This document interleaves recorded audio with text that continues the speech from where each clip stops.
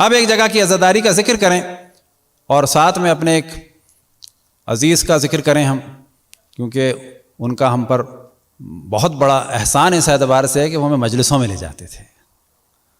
اور وہ یہاں آ چکے ہیں، بعض دیکھ چکے ہوں گے، ہمارے جو 2 کزنز ہیں یہاں پر، علی اور عباس، ان کے والد اور ان کے سسر، اور انہوں نے ایک واقعہ ہمیں بتایا تھا کہ جب ہم بھی 6-7 میں تھے، اور وہ یہ بتایا تھا کہ میں گیا تھائی لینڈ، تو آپ لوگ تھائی لینڈ کی عزاداری ڈھونڈیں۔ جب کہتے ہیں میں گیا تھائی لینڈ، اور اس میں تھا روز عاشور، یا شاید بالآخر محرم تھا کچھ،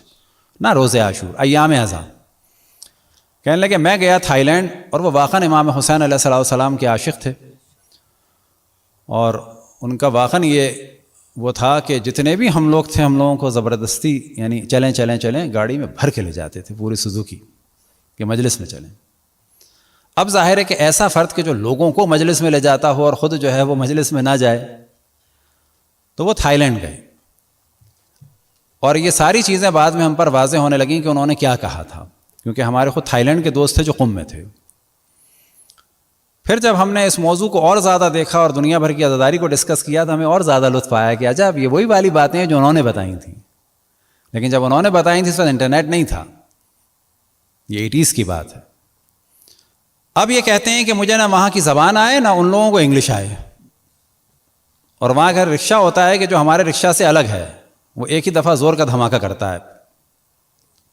اور تھوڑی تھوڑی دیر میں ہوتا ہے۔ کہنے لگے میں نے رکشے والے کو روکا،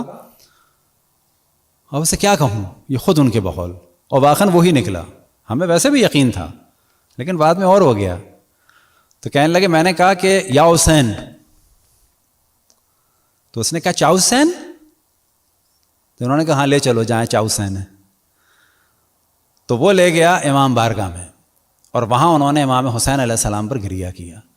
اور وہ امام بارگاہ کون سی ہے وہ آپ کو مل جائے گی اگر آپ سرچ کریں۔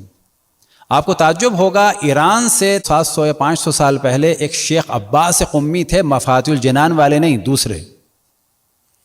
یہ گئے تھے تھائی لینڈ، ان کی وہاں پر قبر ہے، وہاں پر امام بارگاہ ہے۔ اور تھائی لینڈ میں 2 طرح کے شیعہ ہیں، ایک وہ ہیں